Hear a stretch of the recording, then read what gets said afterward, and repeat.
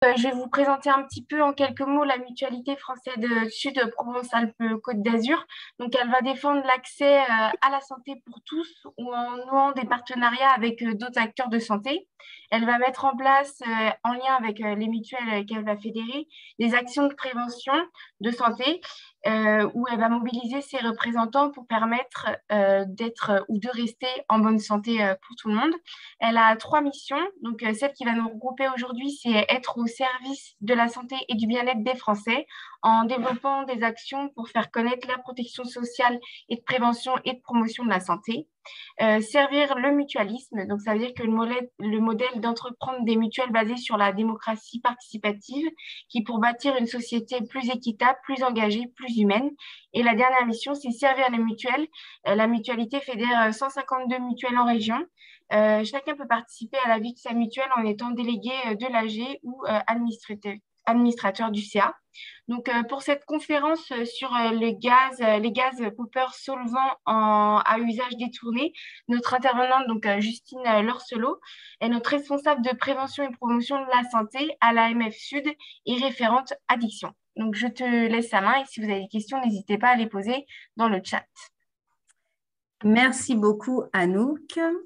Alors, pour commencer, je voulais faire un petit focus sur l'addiction en général. Donc, qu'est-ce qu'une addiction, hein? Donc, une addiction, c'est quelque chose dont on ne peut pas se passer. On dit qu'on est accro, dépendant, addict, et en fait, on va consommer par besoin. Et quand on consomme par besoin, on finit par consommer pour ne plus être en manque.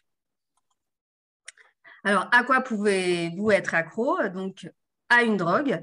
C'est une substance qui peut s'ingérer, s'injecter, se fumer ou par toute voie de pénétration dans l'organisme.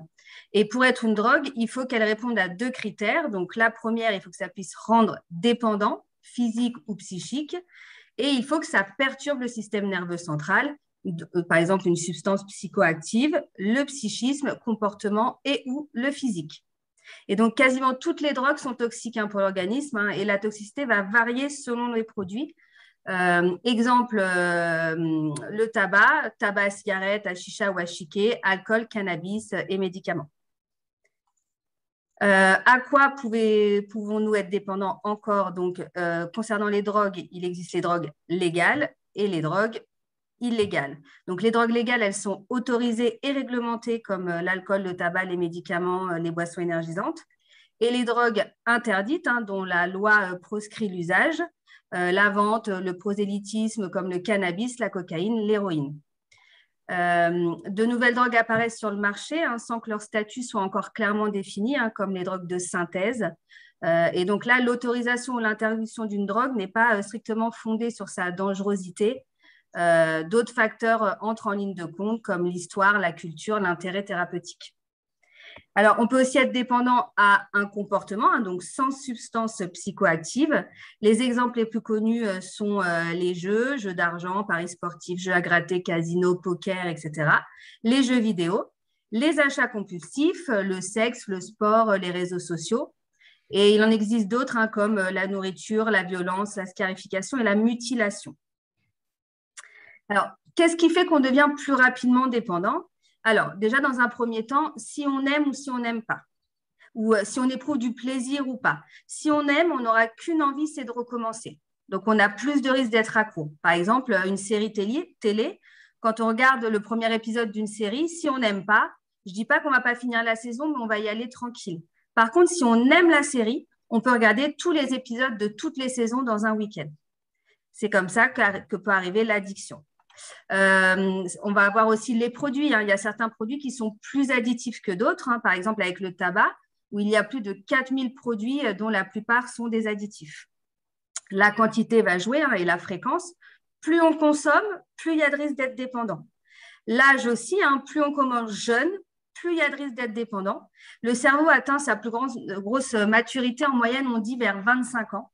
Donc, tout ce qui est mis en place avant 25 ans est plus destructeur pour notre santé.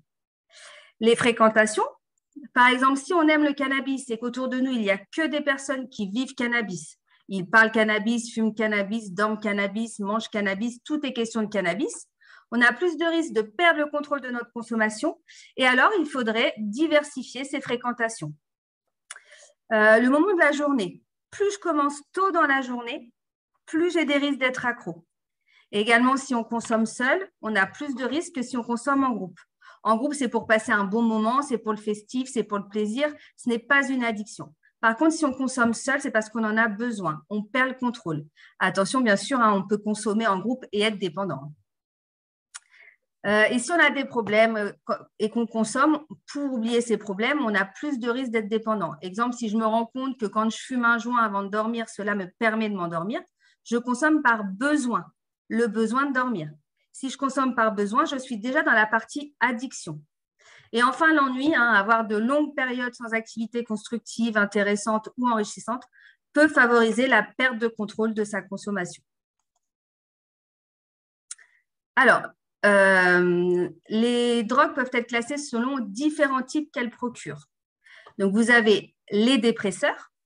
Les dépresseurs vont agir sur le cerveau en ralentissant certaines fonctions. Elles vont diminuer le rythme cardiaque et la pression artérielle. Par exemple, certains médicaments comme la codéine, morphine, l'héroïne, l'alcool. Ils conduisent fréquemment à de la dépendance physique, forte douleur, chaud, froid. Et bien sûr, on fait attention au risque d'overdose. Et oui, un coma éthylique est aussi une overdose, un par arrêt cardiaque ou une dépression respiratoire en cas de surdosage. Vous avez également les stimulants. Donc, il s'agit de l'inverse des dépresseurs.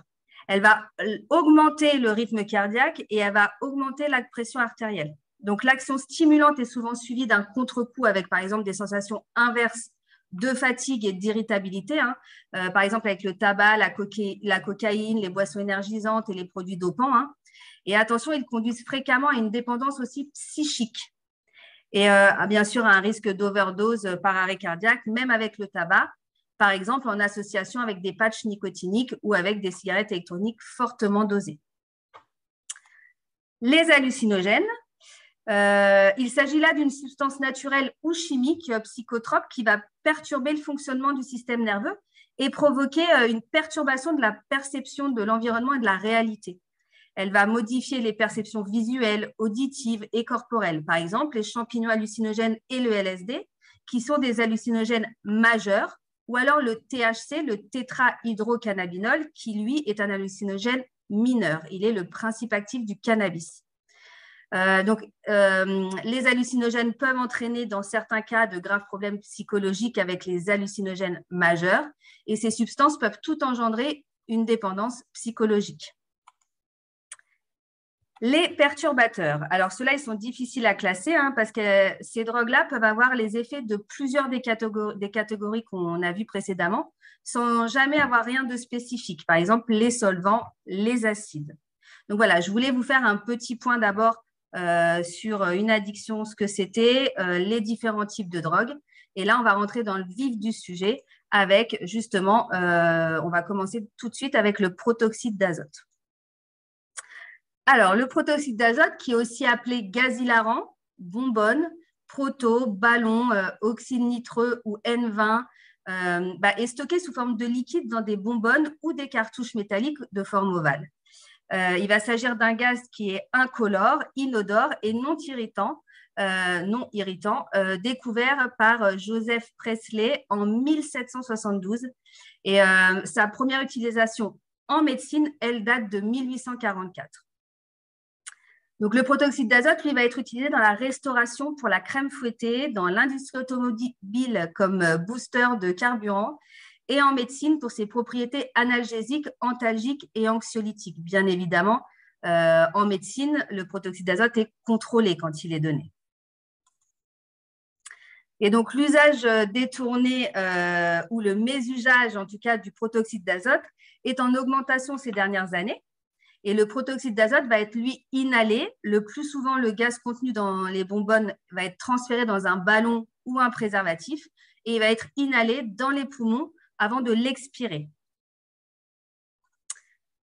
Alors, les effets recherchés, hein, l'inhalation du protoxyde d'azote va entraîner de l'euphorie, hein, souvent accompagnée de rires incontrôlables, d'où le nom de gaz hilarant, et de distorsion visuelle et auditive, c'est une des propriétés qui est dite hallucinogène, et des effets relaxants.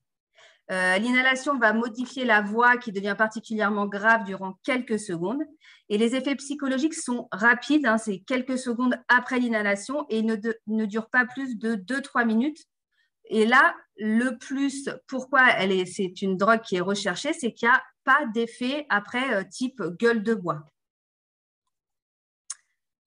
Donc, les risques, bien évidemment, il y en a. Hein, ça va être l'asphyxie par manque d'oxygène, une perte de connaissance, brûlure froide par expulsion du gaz. Hein, quand le gaz sort, il est très, très froid. L'altération du réflexe de toux, donc risque d'étouffement. On peut avoir des nausées, vertiges, perte de l'équilibre, une désorientation. Et si on consomme plus de 5 ballons par session, bah là, des troubles neurologiques peuvent se faire connaître, engourdissement des membres, spasticité des membres inférieurs, céphalée, vertige, des troubles psy, hein, attaques de panique, insomnie, irritabilité, confusion, hallucination, troubles cardiaques, troubles du rythme cardiaque et hypertension artérielle.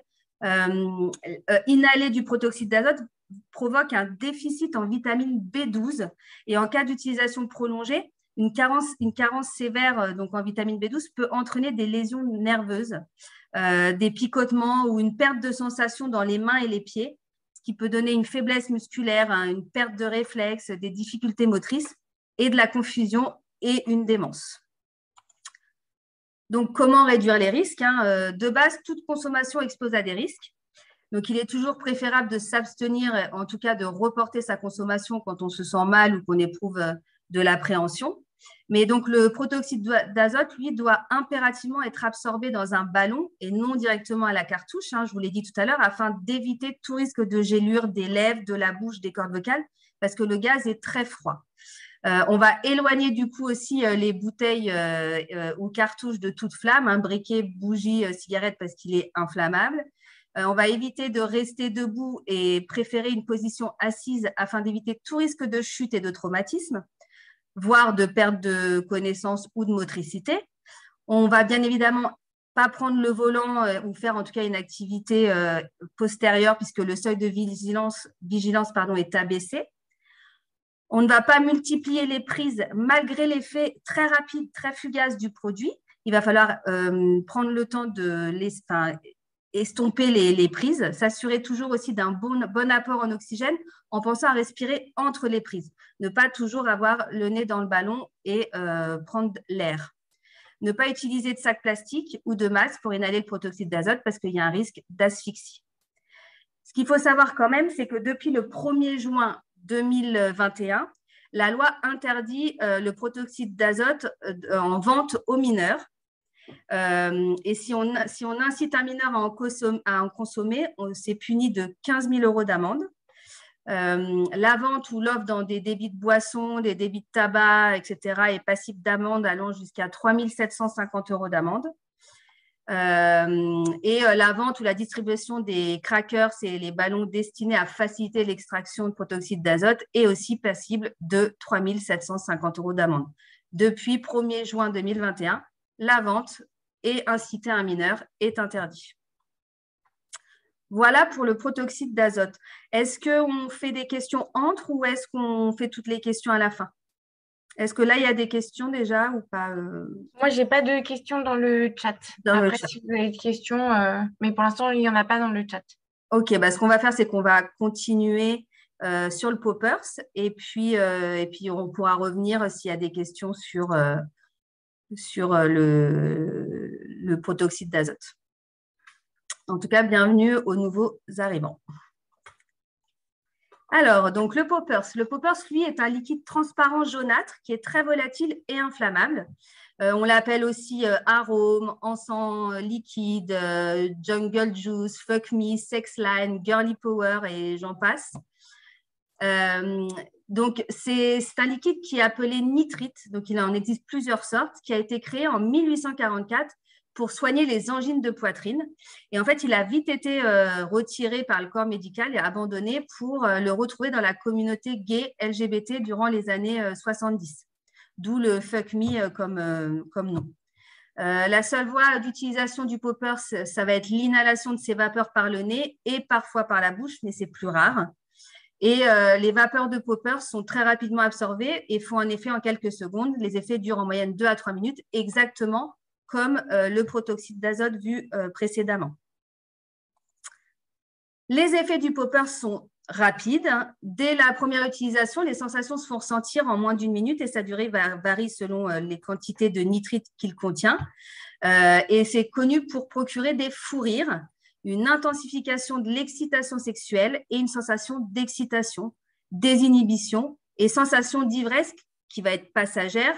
Mais au même titre que l'alcool, il va permettre de se mettre en condition lors des fêtes. Il est d'ailleurs aujourd'hui largement utilisé durant les soirées étudiantes. La prise de poppers provoque en quelques secondes une accélération du rythme cardiaque, en relâchement musculaire et une sensation de chaleur intense, notamment au niveau de la peau. Les risques, donc en usage occasionnel, vertige, maux de tête, étourdissement, transpiration, rougeur de la peau, irritation des yeux, sensibilité à la lumière, baisse de la tension artérielle, brûlure des narines. Par contre, en usage régulier, on va avoir les éternuements qui vont se faire beaucoup plus longtemps, écoulement nasal et inflammation des muqueuses nasales, problèmes cutanés, donc avec éruption, croûte autour du nez ou de la bouche à cause des brûlures, ou en cas de surdosage, diarrhée, crampes abdominales, altération de la vue, bien évidemment réversible, convulsions. Ça, c'est rare et c'est les déficits en apport d'oxygène dans l'organisme également rares. Je tenais quand même à vous souligner la différence entre le protoxyde d'azote et le popper. C'est que le popper, si vous arrivez aux urgences parce que vous avez du mal à respirer, ils vont le voir tout de suite, vous aurez les lèvres bleues. Il y a un antidote, il y a un remède, un médicament que les urgentistes peuvent utiliser. Concernant le protoxyde d'azote, il n'y en a pas. Donc, c'est de la surveillance. Là, le popper, il y a quand même un antidote, si on peut l'appeler comme ça. Alors, comment réduire les risques, Les risques, donc comme dit précédemment, toute consommation expose à des risques et il est toujours préférable de s'abstenir, en tout cas de reporter la consommation quand on se sent fatigué, stressé, mal ou qu'on éprouve de l'appréhension. Il est aussi préférable de consommer avec des gens de confiance et donc notamment dans un contexte rassurant. Ne pas multiplier les prises, les inhalations dans un court laps de temps parce qu'il y a un risque de surdosage. En cas de mal de tête ou de vertige, il faudra cesser l'inhalation et aller respirer de l'air frais, aller s'oxygéner. Ne jamais utiliser de poppers près d'une flamme, le produit est aussi inflammable. Éviter le contact du liquide avec les muqueuses, en particulier le nez, la bouche et les yeux. Cela peut provoquer des brûlures par dessèchement de la peau. Bien évidemment, le mélange de l'alcool et du poppers va favoriser les maux de tête, les vertiges et les évanouissements. Et il est surtout déconseillé d'utiliser des poppers en association avec du Viagra, vu que c'est utilisé également lors de rapports sexuels. Ces produits qui ont des effets sur la dilatation des vaisseaux sanguins peuvent, si la consommation est simultanée, être dommageables pour la santé, avec des risques sérieux de complications jusqu'à des décès. Ne pas prendre de poppers lorsqu'on conduit un véhicule.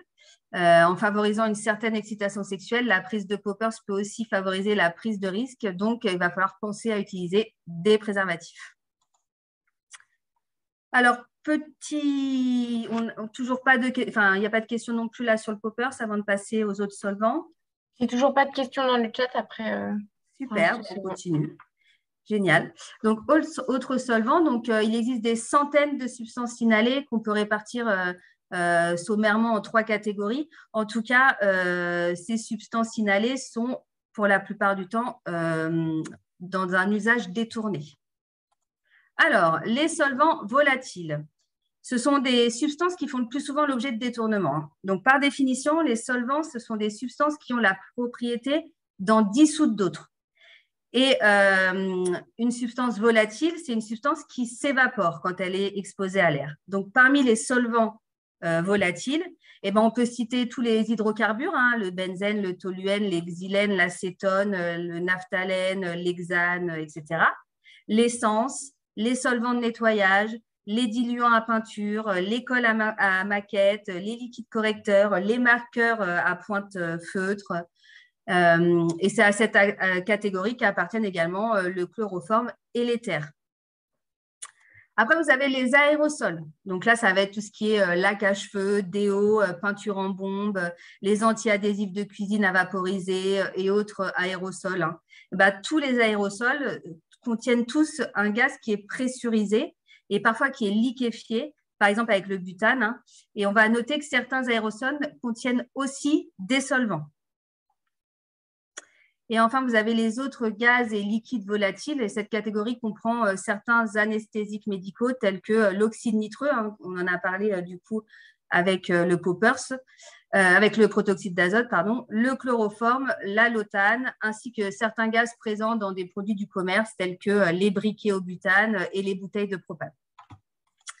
Donc, les effets des substances inhalées, comme ceux des autres drogues, hein, dépendent de plusieurs facteurs, parmi lesquels l'âge de la personne, la sensibilité de la personne à ces drogues, la quantité absorbée, la durée de l'utilisation et la fréquence de consommation, la méthode d'absorption, le milieu ambiant, les antécédents médicaux ou psychiatriques, la prise simultanée d'alcool ou d'autres drogues, qu'elles soient illégales, sur ordonnance, en vente libre ou à base de plantes, hein. Et ben, toutes les substances inhalées sont absorbées par les poumons là, à ce moment-là et sont rapidement acheminées au cerveau par le sang, ce qui peut produire une intoxication immédiate mais de courte durée. Et donc, les effets ressentis vont différer selon le type de substance inhalée, hein. Là, on en a vu plusieurs sur un court laps de temps. Mais ce sont généralement les mêmes que pour le poppers et le protoxyde d'azote, hein, c'est-à-dire un effet semblable à celui de l'alcool, mais avec une distorsion plus marquée de la perception des formes, dimensions et couleurs, et une distorsion du temps et de l'espace. Les personnes qui en prennent pour la première fois peuvent ressentir une certaine griserie, puis d'un seul coup être prises de somnolence et s'assoupir. Celles qui en prennent souvent, elles, peuvent éprouver un sentiment d'euphorie et d'exaltation et connaître des hallucinations. Et du coup, certaines personnes, à ce moment-là, perdent leurs inhibitions et deviennent plus extraverties et plus sûres d'elles-mêmes. Donc, pareil, hein, pour les risques, on va retrouver les plus ou moins les mêmes risques pour le poppers et le protoxyde d'azote, à savoir vertige, maux de tête, étourdissement, nausées, vomissements, vision brouillée, éternuement et tout, démarche chancelante, perte de réflexe, sensibilité extrême à la lumière, perte de coordination motrice, hallucination, élévation du seuil de la douleur et accélération du rythme cardiaque. Ça va être les symptômes physiques, généralement, qui vont être associés à l'inhalation des solvants. Mais il y a des troubles de santé graves qui peuvent survenir lors d'une consommation régulière et prolongée de solvants, avec des effets destructeurs sur le foie, les reins, les poumons, le cœur, le cerveau, les os, le sang. Il est parfois possible d'inverser les dommages quand on arrête de sniffer, mais certains dommages peuvent être permanents. Donc, comment réduire les risques ? Donc, pareil, hein, on repart sur du similaire, hein. On veille à ne pas multiplier les inhalations dans un court laps de temps. On pense à respirer entre les prises. On consomme assis ou allongé. On n'utilise pas de sac plastique ou de masque pour éviter l'asphyxie. On consomme avec des personnes de confiance. On évite le contact du solvant avec les muqueuses. On ne prend pas le volant et on pense aux préservatifs. C'était concis. Donc, si vous avez des questions, c'est le moment. Donc là, vous pouvez peut-être remettre vos micros, hein, si vous avez des questions. Vous n'êtes pas obligé de passer par le chat.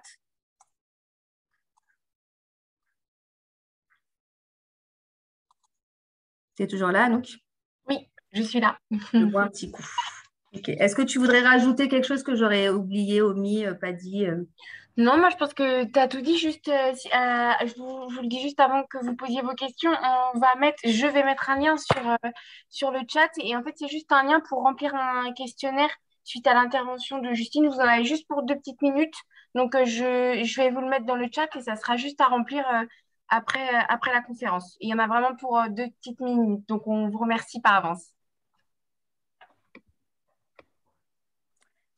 J'ai vu que vous aviez enlevé votre micro. Juste une question, est-ce que ces consommations donc, de drogue, tout moins de substances, est pénalement, donc est-ce que c'est pénal si quelqu'un va à l'hôpital et a une dose de poppers, je ne sais pas comment ça peut se voir? Non, parce que le poppers, alors le poppers déjà, il ne se voit pas dans le sang. Mhm. Donc, en fait, il y a pas de, on ne peut pas le détecter. Mais en fait, c'est que le poppers est aussi légal. Il est interdit à la vente aux moins de 18 ans, mais depuis 2013, il est légal. D'accord. Donc, un enfant, tout le moins une personne qui est mineure, mais il vaut mieux qu'il aille se rendre directement aux urgences ou s'il sent De toute des... façon, mineur, pas mineur, enfin voilà, si à un moment donné on a un problème lié à une consommation de drogue, il faut aller aux urgences. Mais là, oui, effectivement, alors un mineur, de toute façon, les parents vont être appelés. Oui, Donc, ils seront au courant, mais pénalement, non. d'accord. Mais il y a, alors, bah, pour vous donner un exemple, nous, on intervient dans les établissements scolaires, donc de la primaire aux universités. Et donc, dès le collège, les essais sur le protoxyde d'azote enfin, se font nombreux. En tout cas, on a de nombreux échanges sur cette pratique dès le collège. Ça s'est amplifié en fait avec le confinement. D'accord. Merci.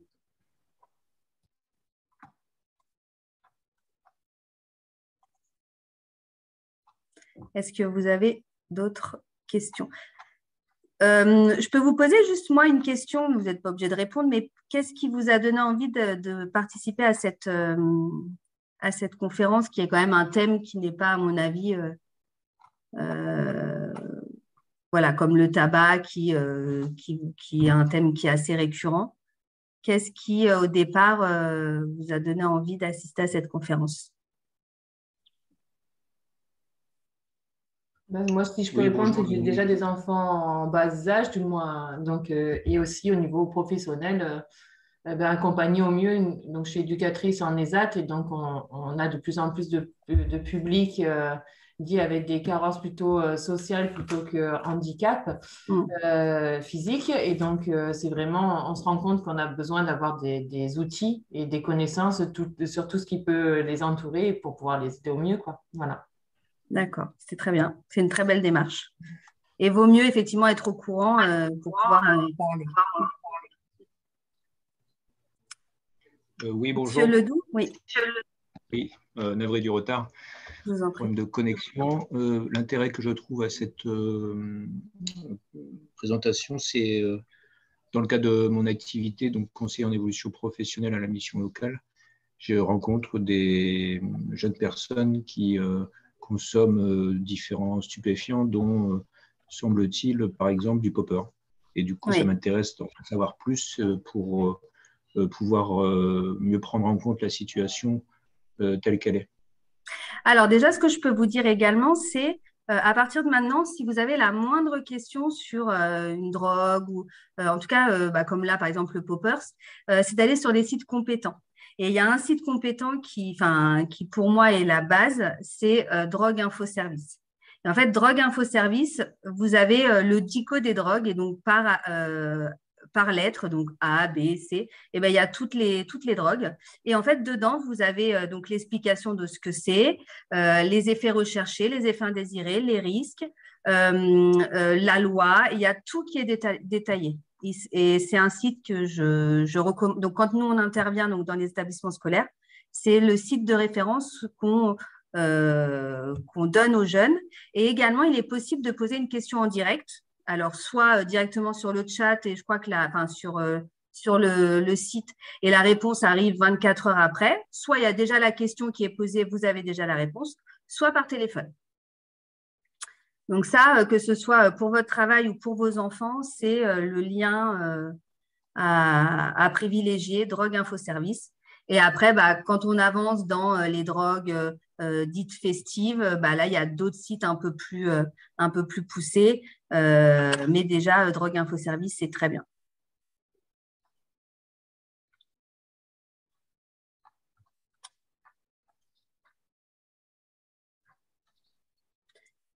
Voilà. C'est vrai que je suis peut-être allée un peu vite. Tout était clair quand même. Quand je vois que ça fait qu'une demi-heure que…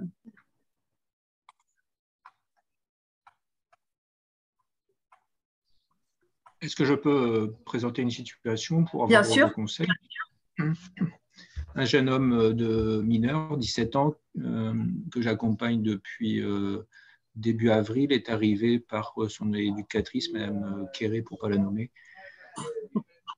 suite à hospitalisation 5 semaines, et puis hospitalisation en cure de désintox pendant 5 semaines, et ensuite 3 jours uniquement dans un centre suivant sur Marseille, la Corniche.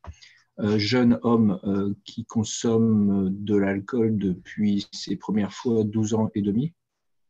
Situation socio-familiale assez défavorable dans le sens par rapport au cadrage. La maman porte le jeune homme et accompagne ses démarches dans l'ensemble. Le papa un peu moins, un peu plus distant. 14 ans, à partir de 14 ans, les premières ivresses au sens propre du terme, donc difficultés au niveau scolaire, déscolarisation. Et depuis, à consommer moult drogues, moult types de drogues différents, dont certaines que je ne connaissais même pas clairement, et à une grande maturité, ce jeune homme, pour avoir, me dit-il, fréquenté des personnes plus âgées que lui, une approche de la vie intéressante. Il veut se sortir de cette situation, puisque suite à sa 7e ou 8e cure de désintoxication, il a replongé ces jours-ci. Voilà. On s'est rencontrés mardi avec... je l'ai inscrit dans un dispositif qui s'appelle POP, qui est un dispositif d'accompagnement de jeunes 16-25 ans, avec un travail autour du projet professionnel, avec un travail autour de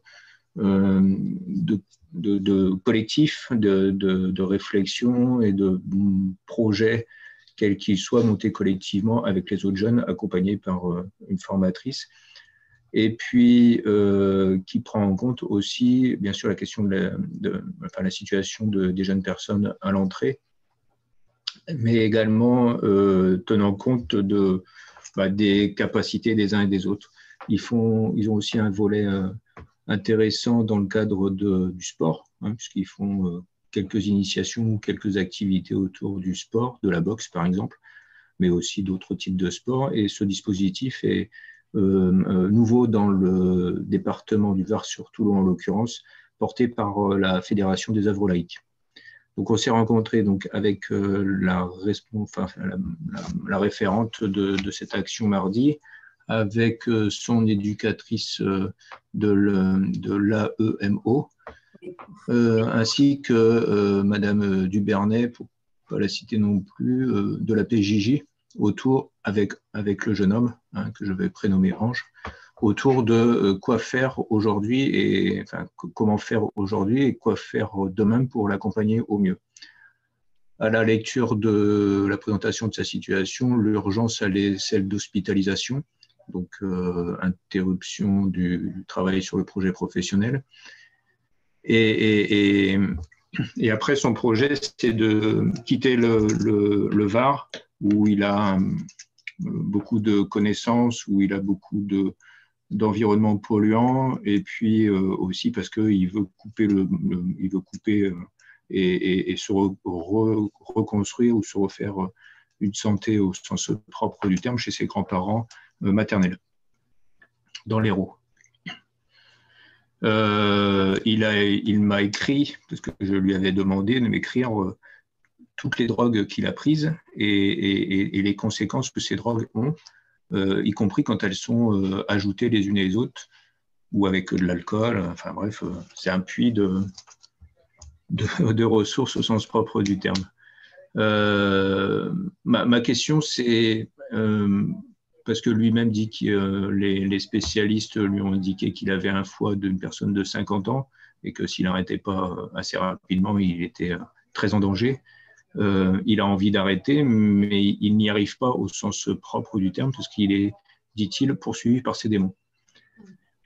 Voilà. Et du coup, moi, je me sens un peu démuni dans cette situation. Je le trouve très attachant. Il a été depuis quelques mois accompagné par par mon collègue en interne. Il a suivi différents dispositifs, mais bon, là, je ne sais pas comment le soutenir. Alors, de temps en temps, je lui envoie un SMS, régulièrement, j'essaie de le voir.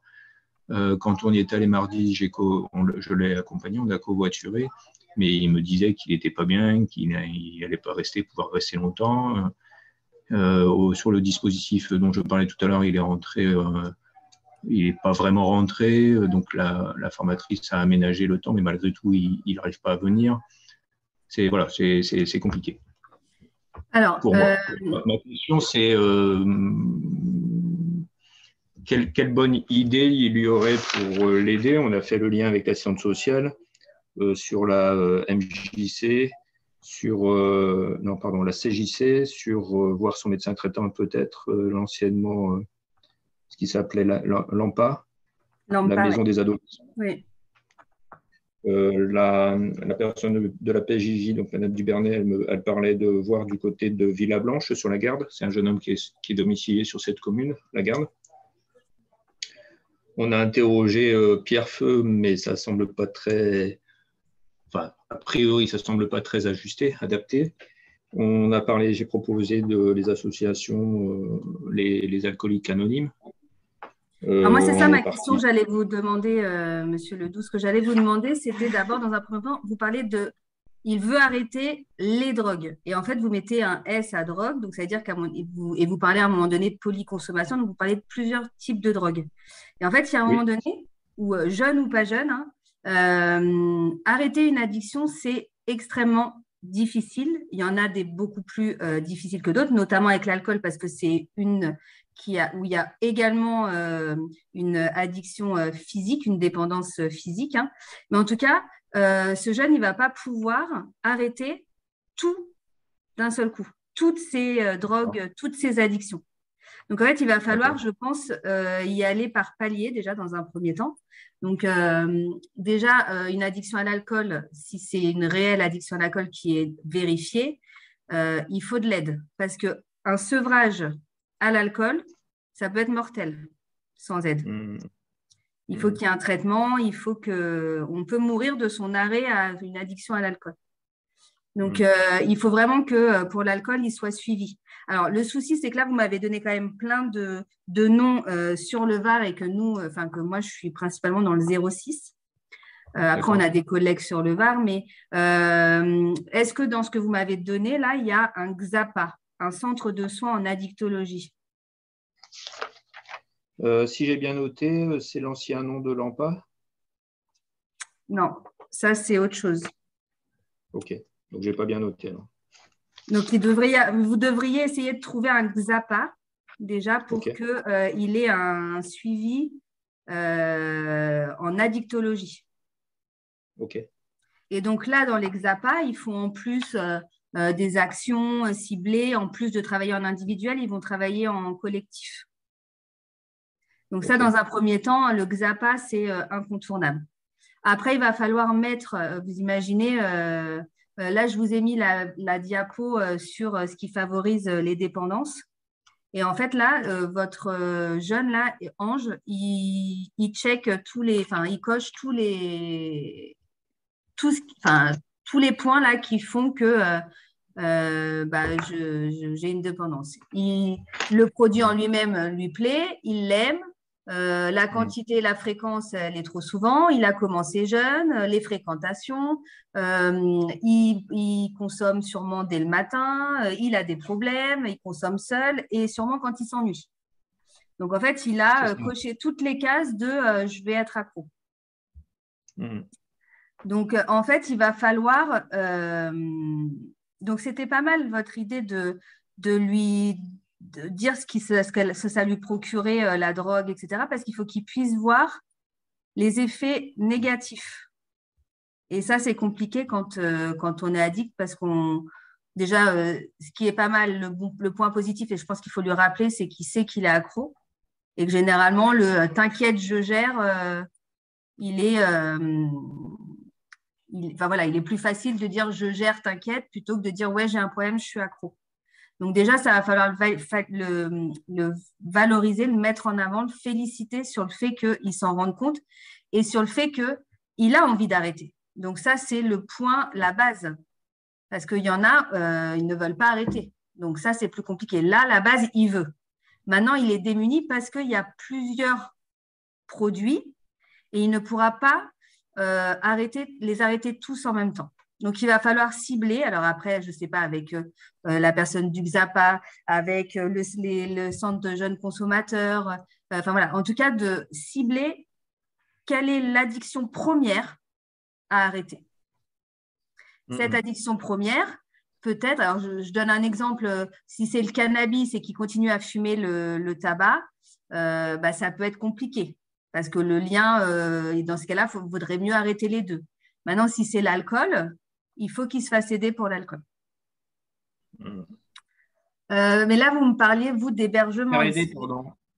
Se faire aider, pardon, c'est C'est-à-dire un accompagnement dans le temps, c'est ça? Alors, c'est surtout qu'il faut… Enfin, moi, pour l'alcool, personnellement, il faut un suivi médical. Là, on n'est plus dans l'accompagnement social, etc., humain. On est vraiment dans le médical. Le sevrage à l'alcool est très difficile. Après, je ne connais pas sa quantité, son niveau de dépendance à l'alcool, mais quoi qu'il arrive, l'aide d'un médecin ou d'un addictologue est indispensable. Alors, c'est le cas. Il a rendez-vous aujourd'hui avec son addictologue en perspective d'une hospitalisation, quoi. D'accord. Donc, voilà. Et donc, par contre, ils veulent une hospitalisation. L'idée, ça serait que l'on puisse, ou l'un ou l'autre du réseau, être en relation avec l'addictologue et qu'on puisse avoir un échange sur notre approche, en tout cas sur ma connaissance de l'histoire de ce jeune homme qu'elle connaît assurément au moins aussi bien que moi, voire mieux, bien sûr, mais aussi de comment on pourrait croiser et additionner les actions de façon à le maintenir. Par exemple, donc, la personne de la PJ lui disait que simplement lui envoyer un SMS, ça l'aidait à tenir, quoi, en fait. Moi, quand je peux, je le reçois, et si je peux le recevoir 2 fois dans la semaine, je le reçois 2 fois dans la semaine, histoire de faire du lien en attendant soit une hospitalisation. La fois passée, c'était d'aller chez sa grand-mère pour faire des activités extraordinaires pour lui, dans le sens à l'extérieur, des herbées, des choses comme ça, choses qui lui plaisent. Voilà, comment lui réussir à le maintenir autant que possible en attendant cette hospitalisation, et première question, et ensuite, est-ce qu'il y a des relais qui fonctionnent? Est-ce qu'il y a des croisements d'actions, de dispositifs ou de choses à voir qui fonctionnent aussi bien que possible par rapport à son jeune âge et malgré tout à son état de santé mais très dégradé. Enfin, il me disait, pour répondre à votre question, qu'il est capable dans la même soirée de fumer du cannabis bien sûr, mais de boire aussi une bouteille de gin complète lui seul, et puis prendre de la coke s'il y en a dans la soirée ou s'il en a chez lui, ou d'autres types de drogues dures, en plus de 8 litres de bière, de bière forte type 8-6, des choses comme ça, quoi. Enfin, c'est des quantités qui m'apparaissent mais incroyables. Et il disait qu'en fait, il a tellement bu d'alcool que maintenant son organisme n'est plus en capacité de vomir par lui-même. C'est lui qui se fait vomir pour évacuer tout ça et pour un peu soulager le foie, quoi. Alors, votre première question, c'était comment l'aider? Comment l'aider? Alors, déjà, en valorisant ce qu'il fait de bien. Ça, c'est une première chose, c'est toujours être dans le il essaye, il n'y arrive pas, ok, mais tu as essayé. Et donc, ça, en fait, c'est un premier, toujours valoriser ce qu'il fait. Ensuite, d'être près de lui, je pense que là, j'avais même oublié qu'il avait que 17 ans. Et en fait, à 17 ans, n'importe quel être de 17 ans, donc en pleine adolescence, a besoin de soutien, a besoin de sentir qu'il est utile, a besoin de sentir qu'il est aimé, a besoin de sentir que quand il fait bien, en gros, il a besoin de montrer que qu'il ne fait pas que du mal. Quand je mets des guillemets, quand je dis du mal, il ne fait pas que du mauvais.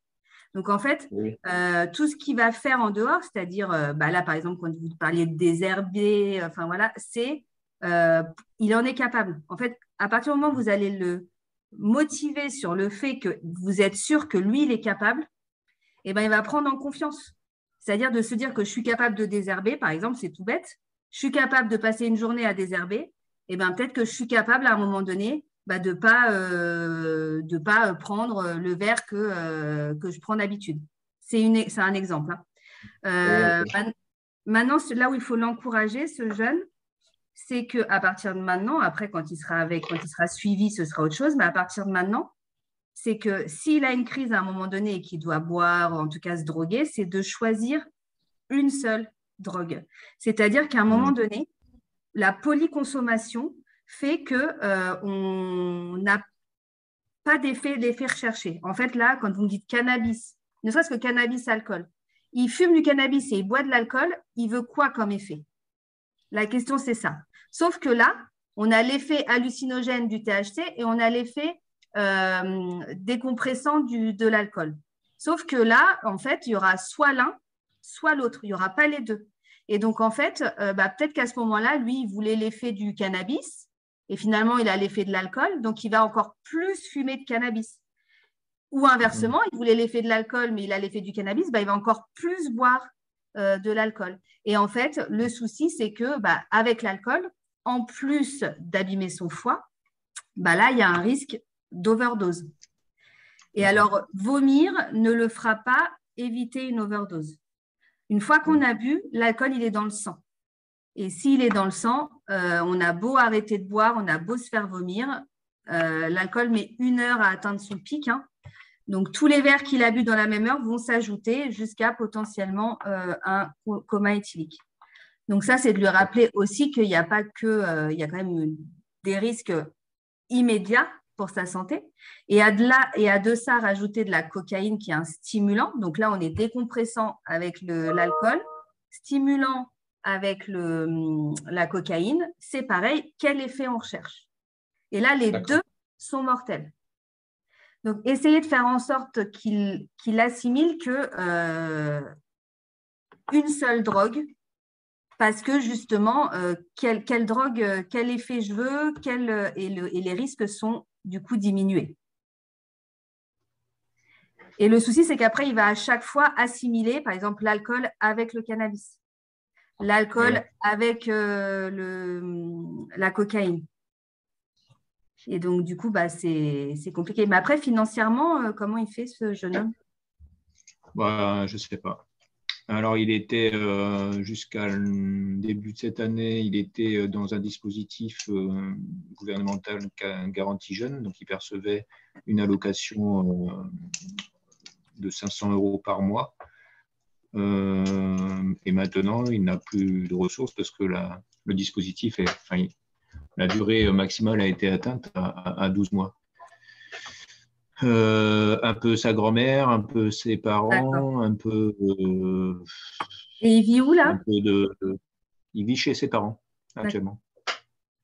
Alors, le contexte familial, à la lecture de ce qu'il me dit, c'est que il est certes soutenu par sa mère. Sa mère s'occupe des papiers quand il y a besoin de rassembler des documents administratifs. Mon collègue qui l'a accompagné dans le cadre de la garantie jeune me disait qu'il avait eu l'occasion d'avoir plusieurs échanges au sujet de ce jeune homme. Elle est présente, soutenante, semble-t-il, en tout cas suffisamment. Et en même temps, paradoxalement, je lui dis, mais qu'est-ce que vos parents vous disent quand vous n'êtes pas là de la nuit et que vous rentrez vous n'avez que 17 ans, vous restez mineur. Rien, voilà. Ils me disent rien parce qu'ils savent que de toute façon, j'en fais qu'à ma tête. Et puis, ce qui est à souligner aussi dans cette situation familiale, c'est que à un moment, il me dit, ma mère, elle a été avec ma sœur, donc sa petite sœur, pendant plusieurs mois chez ma grand-mère, donc chez sa mère. Je lui dis, ah bon, mais comment ça, pourquoi? Et il me disait, parce que voilà, mes parents sont ensemble, des fois se séparent, sont à nouveau ensemble, des fois se séparent. Bon, et c'est pas jugeant dans ma bouche, mais c'est simplement pour dire que c'est sûrement pas ce qu'il y a de plus soutenant, en tout cas par rapport à sa situation. Et l'autre point intéressant, c'est je lui pose la question naïvement de dire comment ça se fait qu'à 12 ans, vous commencez à à vous alcooliser et qu'à 14 ans, vous êtes alcoolique, au sens propre du terme, dépendant, avec des quantités importantes pour son âge. Il me dit parce que c'est l'alcool festif, parce que c'est toléré dans la famille, et aussi parce que le grand-père maternel est alcoolique, parce que l'oncle est alcoolique et l'autre grand-père, c'est alcoolique, c'est pas très loin, quoi. Donc il y a cet environnement aussi familial. Alors, c'est peut-être pas une bonne idée qu'il aille chez ses grands-parents maternels. Ce serait peut-être pas une bonne idée qu'il aille chez ses grands-parents maternels, du coup. Si l'ancienne campagne, dans certaines zones géographiques où la tolérance par rapport à la prise d'alcool est différente que dans d'autres. Peut-être c'est pas une bonne idée qu'il aille chez sa grand-mère à Montpellier. En fait, c'est ça. Si le grand-père paternel est là et qu'il est lui aussi alcoolique, ouais. En fait, il y a quand même avec ce jeune, donc déjà la problématique familiale ici, mais s'il va chez ses grands-parents et qu'il y a aussi l'alcool sur place parce que le grand-père est alcoolique et qu'il n'y a pas de cadrage non plus, parce qu'en fait, je pense que ce jeune, clairement, a besoin de cadre. Alors, le problème de l'hospitalisation là, pour l'arrêt, là, c'est ça, c'est de le faire hospitaliser, l'idée. Oui, d'urgence. Voilà. Le problème, c'est que ça va être une souffrance dans la différence entre ce qu'il vit à la maison et ce qui va. Ça va être assez violent. Donc, c'est pour ça, je pense qu'il faut toute aide pour le valoriser, pour montrer que c'est bien, qu'il va y arriver, que quand il n'y arrive pas, oui, mais tu as fait ça, tu as essayé. C'est vraiment, on est là dans… Si on le rabaisse, ce jeune homme, à quoi ça sert qu'il essaye? En fait, il n'y arrivera jamais. Voilà. Mais après, il faut effectivement, là, vous l'avez dit, un médecin traitant ou le médecin du XAPA, les jeunes consommateurs. Vous avez de l'entraide avec, par exemple, Alcooliques Anonymes ou des trucs comme ça. Enfin, voilà, il y a là, la première chose, c'est qu'il est dans sa phase d'acceptation. Et ça veut dire qu'il ne faut pas le lâcher. C'est-à-dire qu'il accepte d'arrêter. Et ça, c'est la première chose qui fait qu'on peut enclencher quelque chose. Et après, c'est le choix de l'aide. C'est-à-dire qu'il peut très bien vous dire, moi, cette aide-là, j'en veux pas. Parce qu'il faut que ce soit lui qui le choisisse. Donc, à vous, après, d'expliquer en quoi ce choix est important et qu'est-ce que ça peut amener de plus, etc. Mais je pense que de ce que vous m'expliquez, vous faites déjà ce qu'il faut faire. D'accord. Merci pour votre retour. Désolée si je n'ai pas pu vous donner plus de… Non, de toute façon, après, je crois que c'est… Alors, il est plutôt bien accompagné par son éducatrice de l'AERO. Il est plutôt bien suivi par la personne qui l'accompagne sur le plan PJJ. Il a autour de lui, mais malgré tout, voilà, il voudrait, mais il n'y arrive pas. Il a un projet professionnel? En fait, c'est ce sur quoi on voulait travailler ensemble, ou continuer le travail qui avait été initié par mes collègues avec des coupures, des hospitalisations, etc. Donc, ça n'a pas été linéaire au sens propre du terme. Oui, il a un projet de travailler à l'extérieur, plutôt dans les espaces verts, la nature. D'accord. Donc, il a quelque chose quand même à quoi s'accrocher. En fait, il faut partir de choses comme ça. Et puis, lui rappeler qu'il est encore jeune, potentiellement, il peut très bien rencontrer une copine qui, généralement, à ce moment-là, on n'aime pas trop, nous, les filles, quand nos copains, ils prennent de la drogue. Donc, peut-être que ça peut aussi aider. Enfin, voilà, il faut le soutenir. Donc, je pense que c'est ce que vous faites déjà.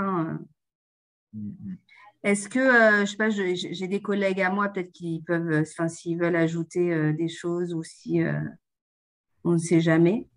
Non, mais je pense que c'est ce que tu as dit, hein. De toute façon, à partir du moment déjà où il sait, il a envie de s'en sortir. Après, c'est sûr que ça peut pas être, et c'est pas parce qu'on a forcément l'envie qu'on y arrive forcément, mais peut-être que c'est ça, lui dire que même s'il se lance dans le chemin de la guérison, entre guillemets, il peut mettre peut-être 1 an, 2 ans, 3 ans, mais que c'est pas parce qu'il rencontre un échec qu'il faut qu'il arrête.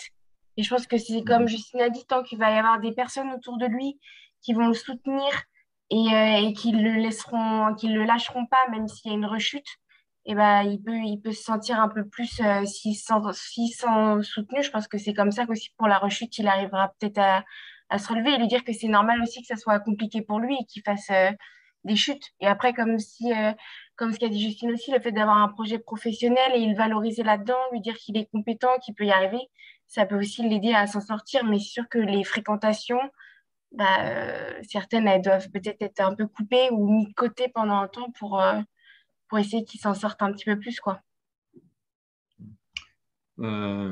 Encourager un peu comme un enfant qui apprendrait à marcher. Exactement. Bah oui, oui. Parce qu'après, c'est ça aussi, si ça se trouve, lui, il a peut-être pas le soutien de ses parents qu'il voudrait. Et je pense que, comme vous l'avez dit, c'est un jeune, et si depuis 12 ans, il a une consommation problématique, ça veut dire qu'il n'a pas forcément été encadré ou il n'a pas eu l'attention qu'il a forcément eue. Donc, il a dû se Il a grandi développer. trop vite aussi. Oui, voilà, c'est ça. Il a grandi trop vite. À 17 ans, s'il s'est développé, entre guillemets, tout seul, et comme il dit, bah, il a fait ce qu'il a voulu, bah, forcément on fait pas forcément les bons choix si on n'est pas entouré et qu'on peut avoir un manque d'attention. Et du coup, l'avoir peut-être même maintenant, bah, il n'est pas trop tard si ça vient de vous ou d'autres organismes, quoi. Oui, bien sûr. Bien sûr, bien sûr.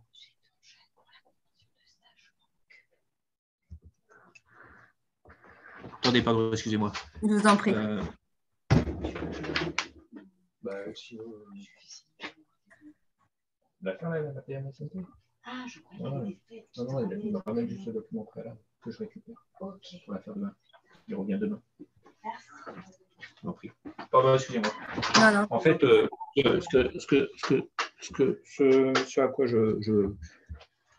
je pensais aussi en vous écoutant, c'est se rattacher au projet professionnel, même si c'est un embryon de début de quelque chose, c'est porteur pour lui. Je sens bien on a instauré une relation, comment dire, de confiance saine. Voilà, quand il me dit bonjour, d'abord, il est tout le temps rendez-vous au présent, sauf quelques exceptions rares où il est plus dans ce monde du tout, quoi. Et puis, voilà, le fait de se voir, peut-être le fait que un jeune homme parle à un homme, ça lui parle, peut-être ça l'aide. Je sens que quand il me serre la main, voilà, il me serre la main franchement, il me regarde droit dans les yeux. Il est très, très poli, même presque trop dans l'idée de son âge, en fait. Il n'est pas du tout rebelle. Enfin, il y a tout un contexte qui me fait dire que, voilà, encore une fois, c'est quelqu'un qui, voilà, ça revient à ce que je voulais vous dire.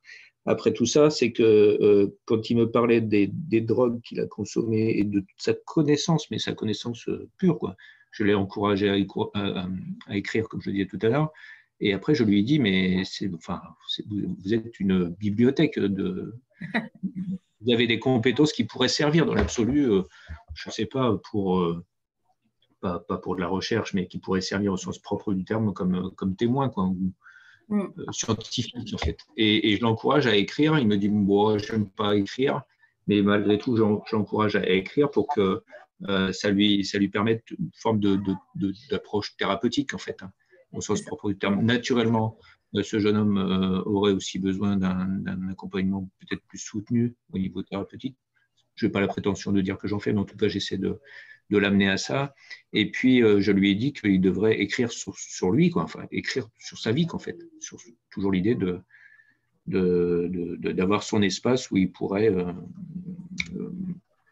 laisser sur papier son histoire, quoi, en fait. Et au niveau psychologique, il est suivi, et ce jeune ou pas? Il y a quelqu'un qui est référé. Non, je vois pas dans son environnement, encore une fois, je le connais depuis peu, donc je n'ai pas encore tous les éléments, mais je n'entends pas parler d'accompagnement thérapeutique naturellement dont il aurait besoin. Ce que j'ai invité à faire, ou plutôt ce que j'ai confronté avec nos collègues la fois passée, en interne, on a une personne qui propose une prestation de ce qu'on appelle une écoute approfondie. Ce n'est pas une thérapie, naturellement, mais c'est un premier lieu pour venir sans jugement se livrer qu'en fait, ou déposer ce qu'il a à déposer. Donc, je vais lui proposer, mais je le sens assez frileux sur tout ça. Il a eu plusieurs périodes d'hospitalisation en secteur psychiatrique. C'est hors de question pour lui d'y retourner. Il préférerait aller en prison, dit-il, plutôt que de retourner en service psychiatrique. Et on lui a proposé, ce que je disais tout à l'heure, la maison des adolescents. Donc, c'est avec des compétences de psychiatre, avec des compétences de psycho, donc sur Toulon. Il y est allé, il avait 13 ans ou 14 ans, il n'a plus trop envie d'y aller. Je lui ai dit que c'est sûrement plus la même chose, hein. Enfin, c'est plus sûrement les mêmes services qui peuvent lui être rendus. Voilà, toute la question autour de thérapeutique, pour le moment, j'y vais doucement, bien conscient qu'il en aurait vraiment besoin. Quelle serait la type de... En tout cas, je voulais vous dire que j'ai fait des recherches pour et en fait, effectivement, de Association Addiction France, qui est l'ancien LAMPA, chez vous, à Toulon, ça s'appelle le XAPA. En fait, okay. pour nous, LAMPA, c'est anciennement basé vraiment que sur l'alcool à la base. Et donc, là, XAPA, c'est anciennement LAMPA. Donc, effectivement, s'il est déjà à LAMPA chez vous, c'est déjà le XAPA. Ok. Il y a un centre de soins. Bien sûr. Avec des addictologues, ouais. Mais voilà, donc des groupes de parole, valoriser son travail, valoriser ses tentatives d'arrêt, valoriser ses diminutions, valoriser, voilà. C'est en fait lui prouver qu'il est capable. Et pareil, valoriser aussi quand il n'y arrive pas, lui rappeler que il a fait tout le chemin. Ouais. Il a fait, voilà, qu'il va qu'il a été capable de voir que c'était addict, ouais. Ouais, une rechute n'est pas fatale, il faut qu'il recommence. Ouais. Voilà, l'entourer. Mais je pense effectivement, en fait, là, la drogue, c'est pour pallier une carence. Hein. Une carence affective ou une carence éducative, une carence, je ne sais pas, mais... C'est pour ça que le suivi psychologique, ça peut être bien, mais après, il faut clairement qu'il se sente en confiance et qu'il en ait l'envie. Parce qu'il ne faut pas le forcer à aller à l'encontre de ce qu'il veut. Et c'est déjà super bien qu'il puisse autant en parler avec vous ou d'autres personnes et qu'il se sente en confiance, quoi. Je pense qu'au XAPA doit y avoir. Et puis pareil, vous aviez dit les CJC, il doit y avoir aussi des psys. Oui, il y a. Tout à fait. Voilà. Voilà. Est-ce que vous avez d'autres questions? Sinon, on va devoir mettre fin parce qu'il est déjà 17h10. On a dépassé de 10 minutes, ce qui n'est pas très grave. On a commencé en retard. Je vous rappelle juste qu'il faut que vous remplissiez le petit questionnaire. Donc, je vous ai mis le lien dans le chat. Vous cliquez dessus, ça va vous emmener directement sur une page qui est en lien avec la Mutualité française et ça prend deux petites minutes. C'est un questionnaire de satisfaction. Ok. Voilà. Bon, de toute façon, on n'était pas beaucoup, donc c'est normal qu'il n'y ait pas beaucoup de questions. En tout cas, je vous remercie vraiment beaucoup pour cet échange. J'espère que vous repartez avec plein de bonnes informations. Et je voulais quand même vous mettre, justement, ça peut aussi vous aider et aider justement Ange. Je vous mets quand même, on a donc notre équipe, on a créé un Facebook et un Insta qui s'appelle Safe Riviera. Et en fait, il est à destination des jeunes pour réduire les risques et faire de la prévention. Donc, en fait, on va parler santé sexuelle, on va parler addiction, on va parler risque, sécurité routière, audition, tout ce qui est festif. Et donc, en fait, on donne des informations sur sur des produits, un peu comme ce que j'ai fait là avec le poppers et le protoxyde d'azote, les effets recherchés, les effets indésirés, les risques et comment réduire les risques. Voilà. Donc, n'hésitez pas à nous suivre, ou en tout cas à faire passer à des jeunes. Alors, ça reste en lien avec le festif, avec les soirées. Donc, voilà, on ne donne pas à son enfant au CP, par exemple. Bon, normalement, au CP, on n'a pas d'Insta et de Facebook, mais bon, je préfère préciser. Voilà. Ben, écoutez, j'espère vous voir sur une de nos prochaines conférences et je vous souhaite à tous un bon jeudi soir. Et voilà, et courage à Ange. Merci. Merci beaucoup. Merci, au revoir.